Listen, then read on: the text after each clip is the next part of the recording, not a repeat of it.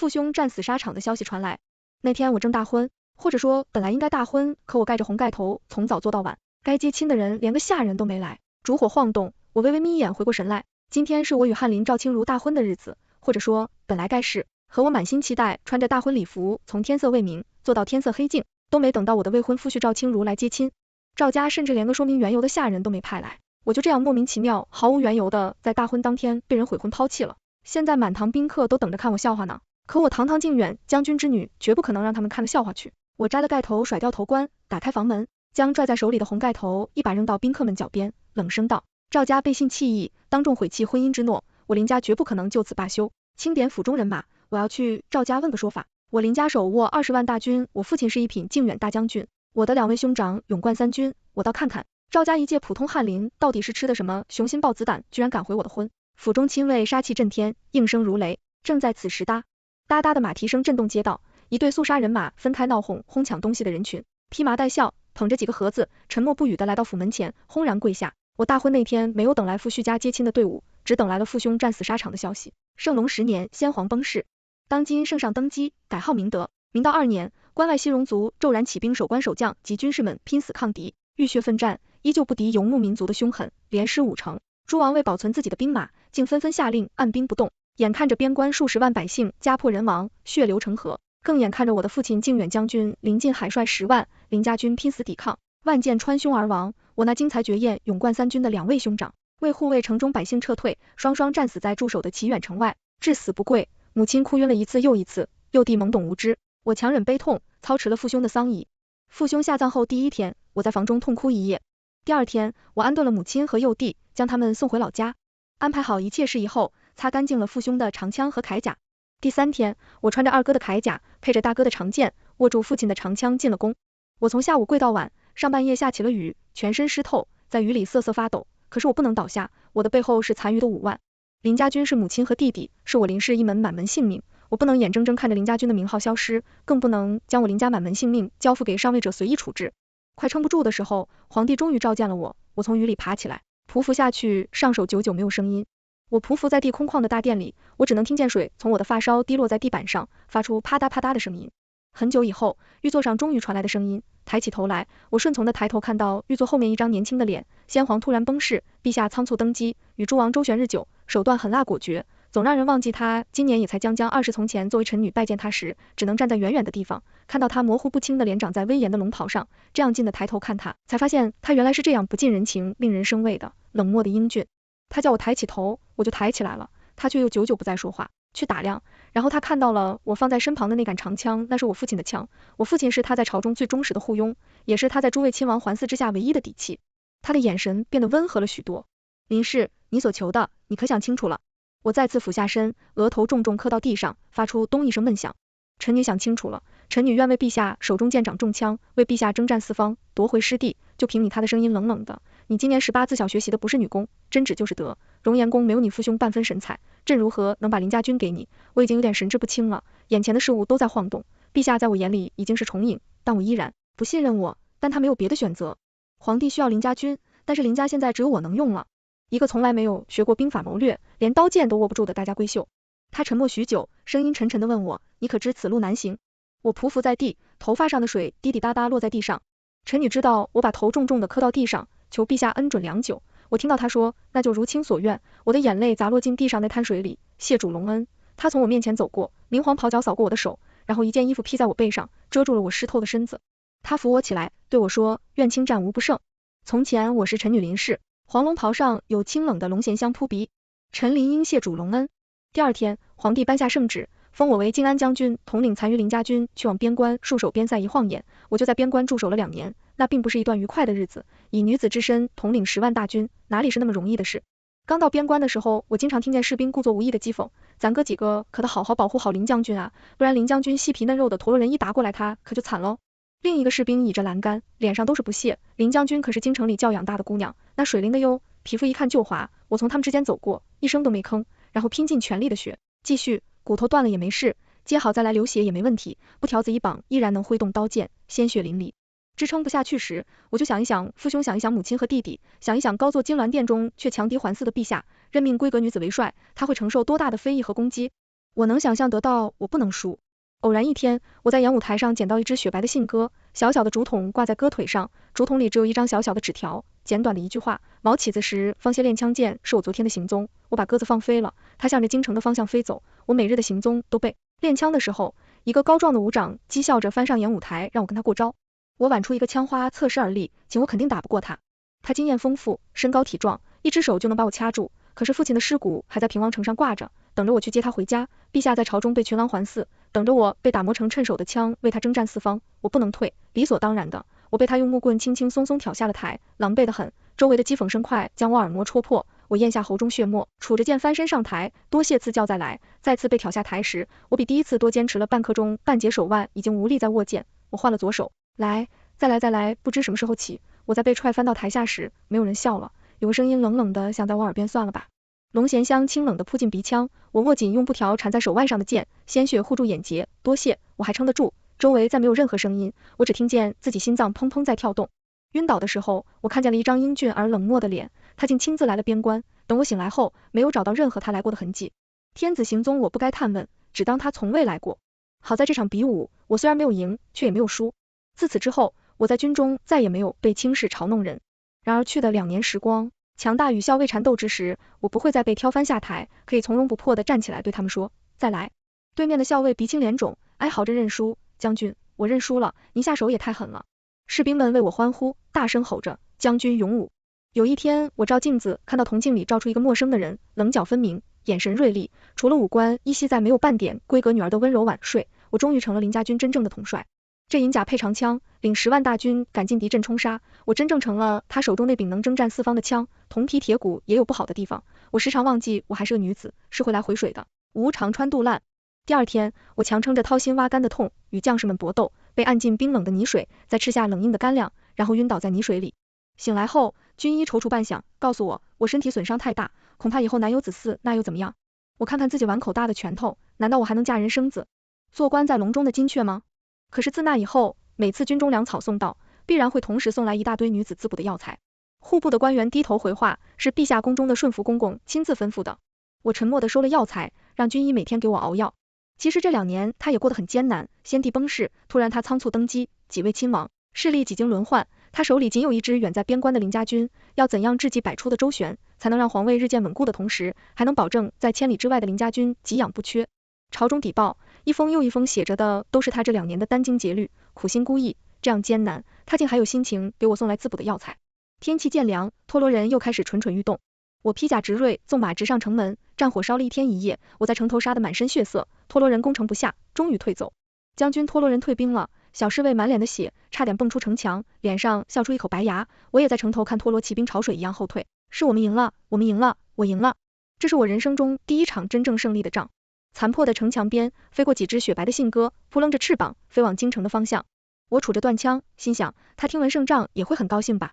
春暖花开之时，托罗族终于不再进攻，纷纷滚回草原，开始放牧。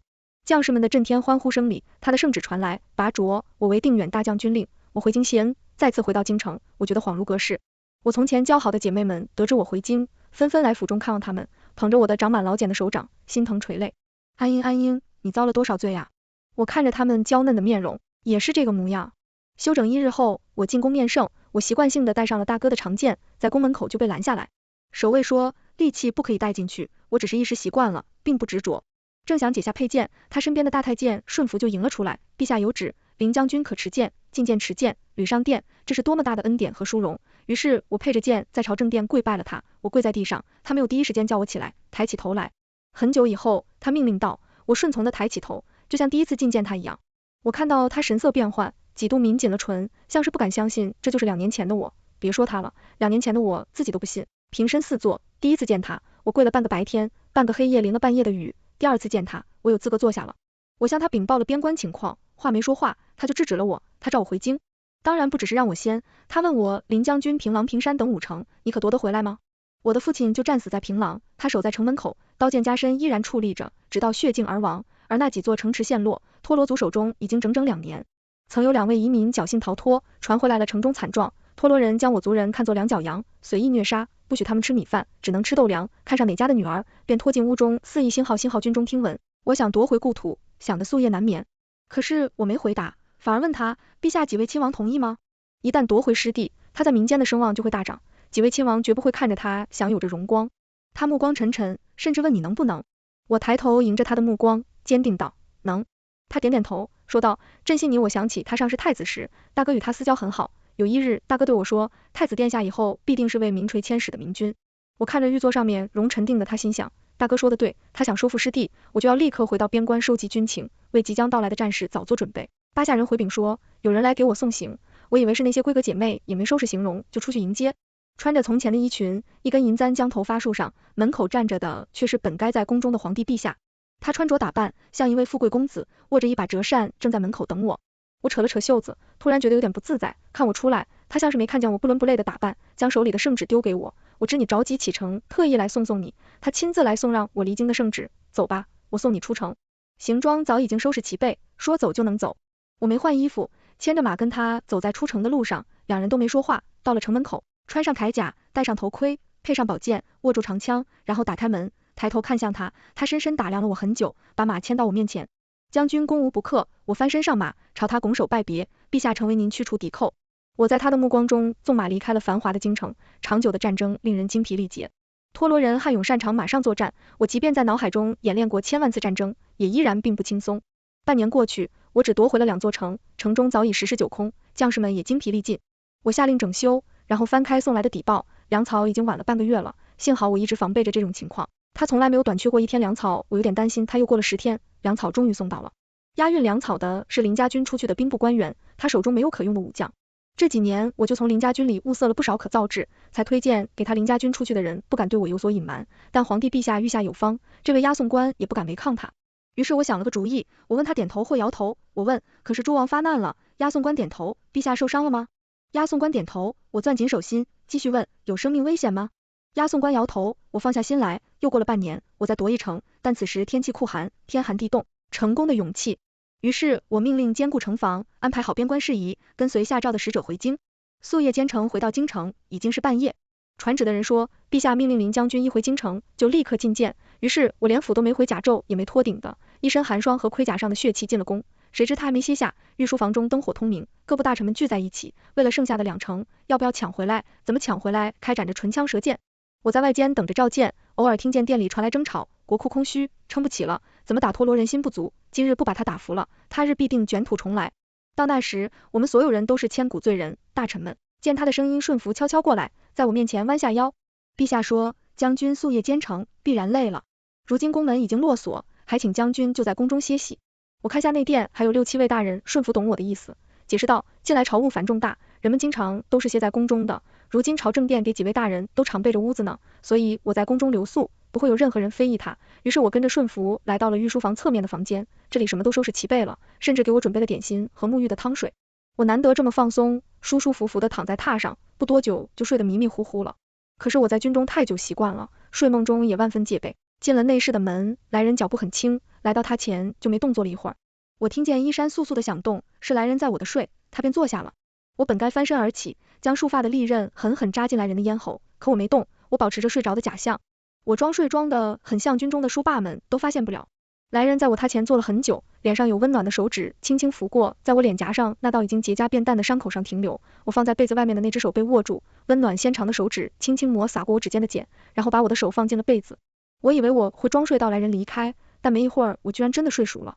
这一夜我的梦里没有厮杀声，我知道来的是谁，卡就闻到了。一觉醒来已经日上3竿，我睡得有点猛，宫女服侍我起身，本来该一直跟着他的顺服，居然等在外面听见我起身了，他进来行礼，陛下说将军连日劳顿就免了。将军今日的早朝让将军好好休息，但是这圆滑的大太监隐晦的看了一眼窗外的太阳，已经快到午膳的时辰了，我这一觉睡得真够久的。我急忙推开凳子站起来，我这就去拜见陛下。顺服拉住我，将军莫急，陛下说了他等您吃午膳，他等我吃午膳，他果然在等我。顺服平退了，其余工人亲自给我搬了把凳子，就放在他旁边，我愣着不下手，他看我一眼，饭菜都凉了，愣着做什么？于是我忐忑的坐下，还没坐稳，一块鱼肉就夹到我碗里。我看着碗里的鱼肉，有点愣神，看什么快吃，我就开始吃。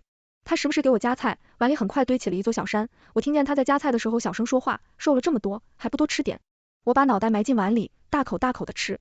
午膳过后，我向他汇报军中情况，他只是听，并不过问我军中的安排，只说让我放心去做，不必担心朝中情况。汇报完军情，我与他都有点尴尬。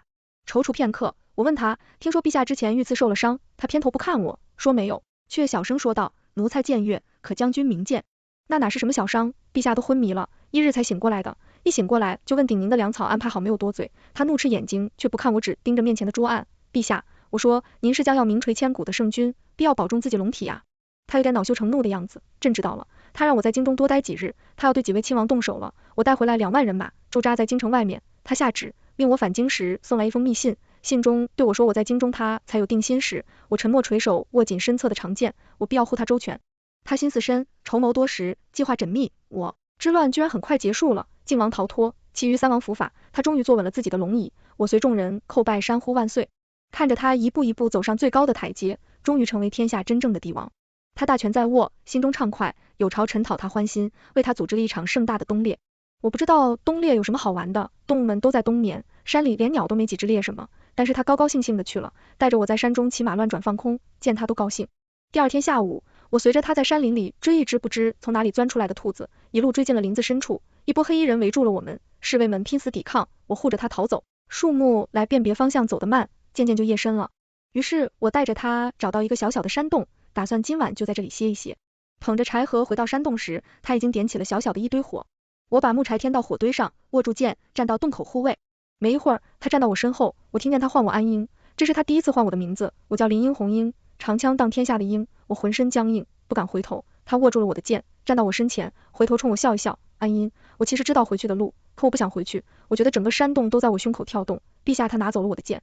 坐在洞口是一个守护的姿态，安英，他心爱的女子。我望着他的背影，在柴火温暖的光里躺下。我知道后半夜他一直坐在旁边看我，梦里温暖如春，有清淡的龙涎香环绕着我的梦。早上醒来，我被他拥在怀里，山洞里的火已经灭了，可是他的大长臂在我们2个人身上，这一夜我都觉得很温暖。他在装睡，眼睛闭得紧紧的，我有心逗他轻轻靠近他的脸，就眼看着他的脸越来越红。我没打算做什么的，谁知这时顺服带着侍卫们找了过来，一阵大呼小叫，吓了他一跳，他猛然睁眼想要起身，唇就撞在了我靠近的唇上。我愣住了，他也愣了好一会儿，然后手忙脚乱的，吵什么吵，语气听起来可真不怎么好。他姿态潇洒的翻身上马拨转马头，没有等我，我拿起他放在一旁的剑，然后发现剑柄上挂了一块玉佩，玉佩上刻着同心纹，可是雕工实在不好，坑坑洼洼，我拿着剑也不知道为什么笑得停不下来。杀手是纪王派来的，我知道冬猎也只是一场诱敌的戏码，他并不是贪玩享乐好大喜功的人，因为这场刺杀暗卫们顺藤摸瓜，靖王最终被抓住，很快枭首示众，一切尘埃落定，我在大雪落下的时候再次奔往边境。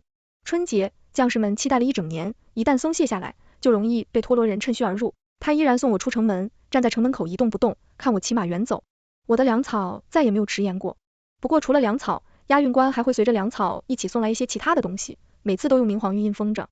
押运官们半点不敢马虎，都以为是什么秘制，其实就是一些零碎的小东西，有时候是一张纸条，是他画的，一幅仕女像，没有画脸，有时候是一枝花，送来的时候已经枯萎，却留有余香，有时候是一本他搜罗到的兵书，有一次是一柄吹毫断发的匕首，什么都有，就是没有只言片语，我也没有捎回去只言片语，但是我知道向京城汇报我行踪的信件从来没有停过。时站在父亲战死的平王城墙上，我将敌将枭首示众。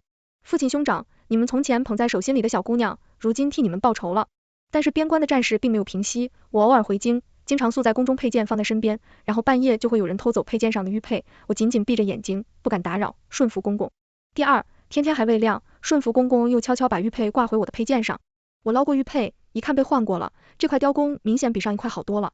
想起他手上刻刀刻出的细碎伤口，不知道他又浪费了多少好玉。我在中军帐里看朝中邸报，心情不怎么好，朝局稳定，朝中大臣，皇帝登基多年，后宫中除了做太子时安丽娜的几位妃嫔以外，连中宫皇后都没有先皇，更是突然他连太子妃都还没有娶，就匆忙登了皇位。这些年朝政不稳，局势不明，也就没有什么人操心后宫。如今他大权在握，心思活络的大臣们就开始琢磨着要做国舅爷了。最新的邸报是让他立后人选有相国的孙女、国公的幼女，还有翰林家的闺秀。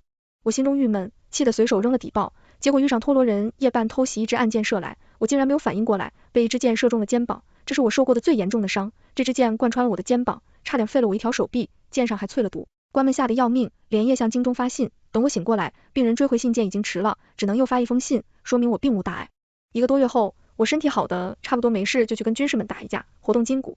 这天正动手时，手下人来报户部官员押送粮草来了，我就带着一身汗去帐中见押送官走到帐前，却发现清兵们都被遣得远远的，只有2个御林军打扮的人守在门口，什么人竟敢擅自进我帅帐？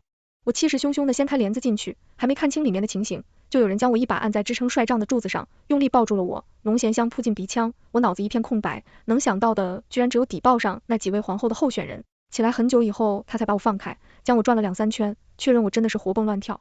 陛下怎么来了？我没有接到任何皇帝离京的消息，看他穿着户部官员的衣裳，也猜到他是暗中离开的京城。我听说你受了重伤，伤在哪里？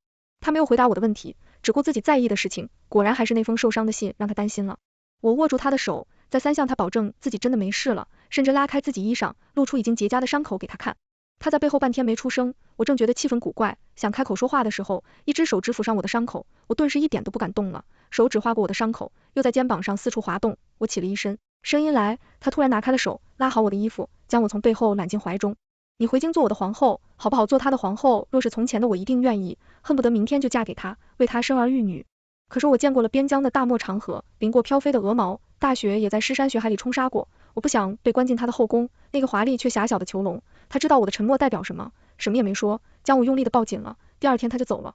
我想过不了多久就能听到他立后的消息了，可是底报一封又一封，他迟迟没有立后，连妃嫔都不那一个手下的将领，终于有几个成长起来。这年老家回来了，我刚刚踏进家门，母亲没敢认我，等终于确定我就是他。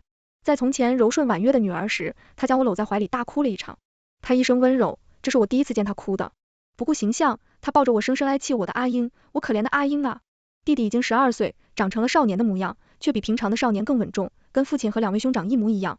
他看着我，眼眶通红，却什么也不肯说，只拱手向我行礼，阿姐辛苦了。我看着镜中的自己，心想，原来这么多年过去了，宫中举行年宴，我带着母亲和弟弟去赴宴，母亲不顾我的反对，将我像从前一样打扮金钗银环绫罗裙衫，们也觉得陌生。我一路走来，一路都有人惊掉了手中的杯盏，人们围成一圈，对着我窃窃私语，我好不自在。有人举着酒杯来我面前，阿英，我皱眉，看他半晌，实在想不起来，只好抱歉的笑。大人是来人，脸色一变，尴尬到下关。赵清如我思索半晌，终于从记忆里翻出了他，我那成婚当天气婚的前未婚夫，想来也是唏嘘，多年过去，我竟都忘了有他这么1号人了。正要说话，皇帝就来了，他一来，人们就不敢说话。赵清如诚惶诚恐的跪拜下去，我身上有道视线来来回回的扫视他。他喝酒与大臣们说话，欣赏歌舞，眼睛却总往我身上看，我有点不自在，不想坐在店里，起身去外面吹风。店外有工人等候，见我出去，就上前为我引路顺服。公公吩咐了，如果将军不胜酒力，就带将军去休息。他把我带到了御书房旁边的那间屋子，屋里连陈设都没变。顺服公公请将军今晚在此歇息，已经有人去告知将军的母亲了。我喝了一点酒，有点晕，也就洗漱睡了。睡到一半，有人进了屋子，我知道是谁，他轻手轻脚来到他前，见我睁着眼，有些尴尬。顺服说，你饮的酒有些不是，我来看看你。顺服公公真是八面玲珑啊，难怪能在他身边这么久。我觉得酒意的确有点太上头大胆。僵硬的腰上，顺服公公说的是，臣的确有点不舒服。他声音暗哑，阿英，你想清楚。我想起回京后听说大臣提议自内非立后，他就骂一次人，说自己的后宫不用他们管，让他们管好自己的后宅再说，搞得大臣们怨声载道。史官也不知道会把他写成什么模样。我仰头看他，眼中大概全是笑意吧。陛下，我想得很清楚。话音还未落下，他就将我按在了榻上。第2天中午我才起床，就听说赵清如一家被流放西北了，当然是因为他们枉法。我摇摇头，笑他一把年纪了，竟还会这么幼稚。年关一过，我就带着弟弟回到了边疆。母亲说，让弟弟跟我去军中历练，我请书霸们像从前训练我一样训练他。他不愧是邻家的儿郎，咬紧牙关，一句苦泪也没喊过。2月托罗族境内下了暴雪，冻死牛羊，人口无数，于是举族南下，再一次扣关。这一次我没让他们从我手里夺走任何一座城池，但是一次冲杀中，我掉下马背，被弟弟救回来。军医给我诊治以后，半天没有说话，我看他神色不对，平退了所有人，请军医告诉我实话，我怎么啦？难道是什么就不回来的绝症吗？军医反复张嘴，终于吐出来，实话将军，你已经怀孕2个月了呀。我整个人都傻了，我身子损伤，难有子嗣，这话不是军医你亲口说的吗？给他踏上又不敢动了。阿英，他紧张的直咽口水，看起来傻得很。我噗呲一下笑出来，你什么傻样？不想要的话，我就让军医给我开服药。不，我要。他吓到了，冲到我身边，握住我的手。阿英，我只是没想到，我感觉到手背上有眼泪落下，鼻子有点酸，那接下来怎么办？边关被交给弟弟和副将，我以养伤的名义住到了城里，依然坐镇指挥。他在城里置办了一个院子，院子里塞满了他的心腹。堂堂的内宫大总管顺服公公也被留在这个边关的小院子里，每天清点，从京城送来数不清的珍贵药材和补品，然后守着我吃下吃的。我看到顺福的脸都有点撑得慌，他却没2个多月就要来看一眼我，第2天在快马加鞭回去京城。我提前半个月发动临产的时候，他不在，等我终于生孩子醒过来，他就抱着孩子在我床边，堂堂天子哭得一脸泪花，我身子不舒服，胆大包天，张嘴骂他，你哭什么是儿子，你不高兴吗？他委屈兮兮的擦眼泪，把孩子交给乳母，握住我的手，你辛苦了。孩子满月后被他带回了京城，他说边关苦寒，等孩子大一点再送过来。我回到了边关营帐中，邸报一封风传来，我知道他抱着孩子在大殿中宣布立为太子。朝臣们质疑孩子从哪来的，他问大臣，难道正会立别人的儿子为太子？今许多次欲言又止，我让他不必顾虑，有什么就说什么。既然你与陛下两情相悦，为什么不干脆入主后宫呢？入主后宫做皇后有什么好？我堂堂林家军统帅，占西疆复故土，天下兵马归我节制，不比在宫中那小小一角，天地畅快，陛下也肯这样纵着你。是啊，他居然愿意这样纵着我，他本该是史书上彪炳千秋的明君帝王，如今却甘心史书写他一意孤行，与朝臣有染，被百姓议论。有一个来历不明的儿子，也从来不强迫我，甚至知道我不喜欢皇宫，他也愿意夜夜到将军府中歇息。这一夜他很晚才回来，我等他洗漱好，躺在床上，毅地问他，你何时钟情我的？他模模糊糊捏我的手，第一次见你，你满脸是水，抬头看我的时候，我想起第一次见他淋了一夜的雨，全身都湿透了，满身狼狈。他竟然那时候喜欢上我什么品味？他答完这一句就清醒了，将我按在身下，将军既不累，那朕来为将军找点事做好了。第2天我被他抱上马车，一起去上昭昭会散后，我去御林军中巡视，去兵部查阅军报，他接见朝臣，处理政务，1日就又过去了。晚上我不甘心，还是想知道，他拿我没办法，只能告诉我，你大哥从前与我关系不错，你知道的。我点点头，他总在我面前夸耀他的妹妹多么温柔，一个被叫的傀儡一样的漂亮人偶罢了。他原本以为我跟其他的闺阁女子一样柔弱无力，然后那天我在御书房外跪了很久，半夜他宣召我时，我浑身都湿透了，他让我抬起头来，那时候一点都不像你大哥说的那样柔弱，你的眼睛像一柄尖刀一样扎进了我心里。我从演舞台上被人一次又一次摔下来的时候，他就在旁边看着你被摔下来砸在地上，砰的一声，就好像砸在我心里，你摔下来一次就在我心上砸一下。后来每一天他都收到我的消息，我是怎样脱胎换骨变成如今的模样的，除了我，他最清楚，我看着你变成另一个你，越看越心疼，我就知道我完了。他的眼睛，然后他轻轻侧过了头，原来那时候我就在他的心里，他是天下之主，我掌满朝兵马，我们2人的身份都太敏感显眼。从前在边关还好，如今边关安稳，我常去京城，我们的事就不可能永远瞒得住。太子在宫中和将军府往来，他也总是往将军府去。朝臣们暗中揣测，传言纷纷，可是谁也不敢捅破窗户纸，问到我们面前来问过来，能怎样？难道真让我这个能徒手拧断人脖子，一剑捅穿2个西欧人的女将军进后宫吗？就算真让我进后宫了，给我个什么位分合适？所以朝臣们默契的充耳不闻，当个朝堂上的哑巴鹌鹑。可是民间就不一样了，我看着自己手上的茧子，摸了摸自己麦色的脸，这世上的祸国妖姬真是没落，我这样的竟也能舔颜，被叫做红妹子了。总之，我知道我在史书上的名声肯定完了，若不是与他有了首尾，我该是史上浓墨重彩的一笔，以一女子之身，掌天下兵马手边10余载，平江覆土，有不使功勋。如今我那些拼死搏杀的功绩，都要沾上狐媚惑主的污迹。不过那又怎样呢？我是林英，18岁，执掌林家军，10年生死搏杀复故土平西戎这样的赫赫功绩，就算沾个红妹子的名声史册之上，也必然会有我的名字，青史留名，爱人在册足够了。